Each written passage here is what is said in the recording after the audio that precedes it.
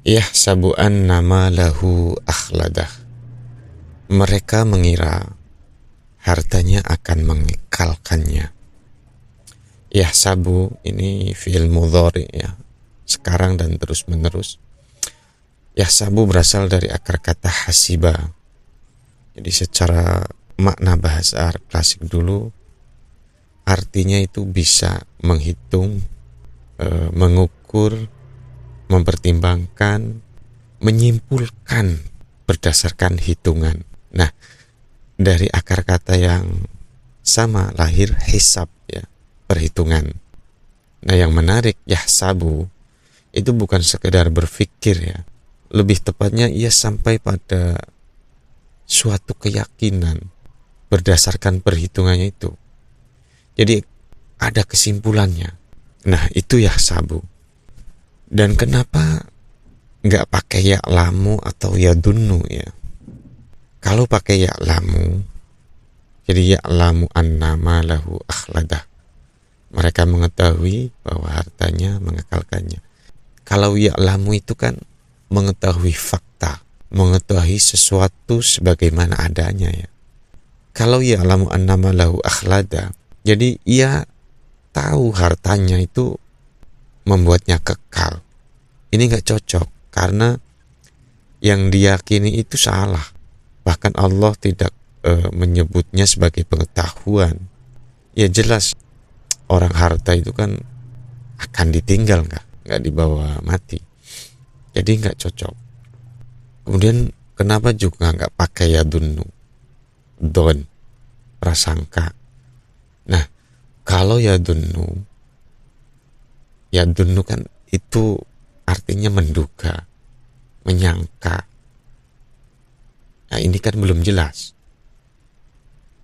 Kalau pakai yadunnu, kesannya itu masih ragu-ragu. Padahal yahsabu annama lahu akhladah. Jadi ayatnya itu memperlihatkan bahwa orang yang dalam surat ini itu tidak sedang ragu, tapi sudah yakin, berkesimpulan bahwa hidup seolah benar-benar aman dengan mengumpulkan dan menghitung-hitungnya di ayat sebelumnya tadi. Alladzi jama'a mala wa 'addadah itu. Jadi yahsabu annama lahu akhladah. Akibat mengumpulkan harta dan menghitung-hitungnya di ayat sebelumnya itu, mereka mengira hartanya akan mengekalkannya, sehingga memberi rasa aman. Jadi di ayat ini seolah Allah berkata, karena terus menghitung-hitung hartanya, pencapaiannya, akhirnya melihat dan menilai kehidupan ini dengan ukuran hitungan yang tadi itu.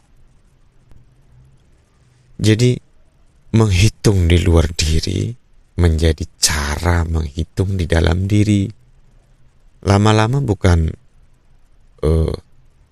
harta, pencapaian yang dihitung, tetapi nilai diri, keamanan, kebahagiaan, bahkan hidup, semuanya dihitung dengan ukuran harta.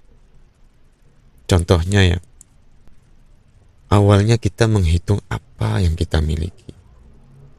Lama-kelamaan kita mulai menghitung nilai diri kita dengan yang kita hitung tadi yang dimiliki itu. Misalnya uang, jabatan. Lama-lama ukuran itu dipindahkan dari punya banyak berarti aku bernilai, punya sedikit berarti aku kurang bernilai. Jadi yang tadinya dipakai untuk harta sekarang dipakai untuk menilai manusia. Jadi coba perhatikan ya, harta itu boleh dihitung, tetapi harga diri, menilai manusia tidak boleh ditentukan oleh hitungan harta. Sedangkan kata harta, malan, dalam bahasa Arab klasik ya, segala sesuatu yang cenderung dikumpulkan oleh manusia. Dan sebagian ahli bahasa, malan ini juga dimaknai dengan sesuatu yang condong, yang miring. Jadi kita salah kalau mengira, salah meyakini kalau bersandar kepada sesuatu yang miring, yang condong, ya pasti roboh. Salah kalau kita bersandar kepada malan, harta itu. Kemudian kata akhladah. Akhladah itu artinya menetap lama, terus tinggal, kekal, tidak berubah. Seolah orang itu benar-benar percaya bahwa hartaku membuatku tetap ada, membuatku aman, menjamin masa depanku. Padahal Allah langsung jawab, kalla la yumbadanna fil khutamah. Tidak, enggak gitu. Jadi kalla ini dipakai untuk menghentikan anggapan yang salah, dipakai untuk membantah dengan tegas. La yumbadanna. Jadi la yumbadanna, nabadha. Akar kata nabadha itu bisa berarti melempar, mencampakkan, menyingkirkan sesuatu tanpa penghormatan.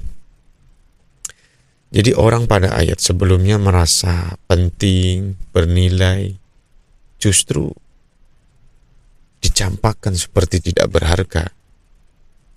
Jadi di situ kan la yumbadanna, ada lam taukid, penekanan, kemudian ada tasjid.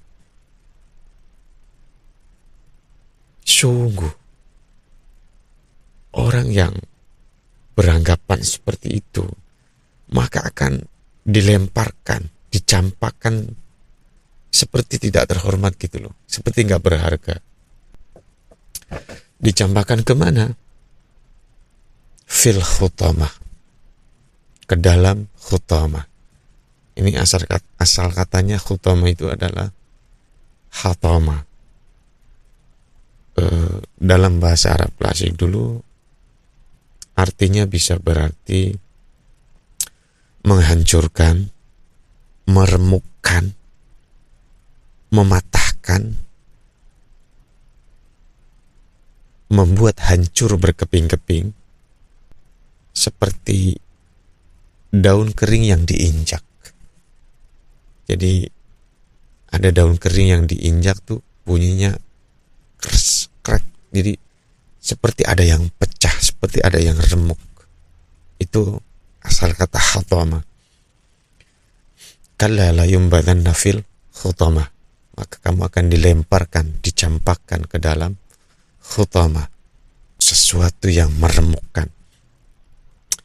Jadi yahsabu annama lahu, pada awalnya yahsabu annama lahu akhlada, mereka mengira hartanya akan mengekalkannya, mereka mengira hartanya akan membuat aman.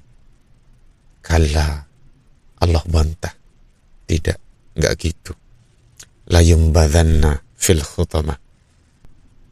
Seluruh identitas yang kamu bangun, kamu anggap selama ini itu benar, kamu yakini, kamu simpulkan, akan tercampakkan. Kemana? Fil khutamah, ke dalam khutamah, akan diremukkan, masuk ke dalam sesuatu yang akan diremukkan. Jadi Allah nggak langsung mengatakan langsung masuk neraka ya, tapi Allah memilih khutamah dulu, diremukkan dulu, baru khutamahnya nanti dijelaskan ya. Wa ma adraka mal khutamah. Apa itu khutamah? narullahil muqadah, api Allah yang dinyalakan, allati tattali'u 'alal af'idah, yang menembus sampai ke fuad-fuad. Api Allah yang meremukkan seluruh bangunan kepalsuan ketika semua anggapan tentang diri terbakar habis. Af'idah jamak dari fuad, lapisan batin yang terdalam. Jadi ada sudur, ada kolbu, nanti masuk lagi ke fuad, nanti masuk lagi ke lub atau jamaknya ulul albab. Jadi api itu mencapai lapisan batin yang terdalam. Innaha alaihim mu'sadah, sungguh api itu ditutup rapat atas mereka, fi amadim mumaddada, kemudian diikat pada tiang-tiang yang panjang. Jadi api yang mencapai fuad adalah ketika yang terbakar bukan apa yang kita miliki, tetapi siapa diri kita yang selama ini kita bangun, yang selama ini kita anggap ya, ternyata bisa remuk. Dan bukan tubuh dulu yang remuk, tetapi identitas palsu yang selama ini dianggap aku. Terima kasih. Assalamualaikum warahmatullahi wabarakatuh.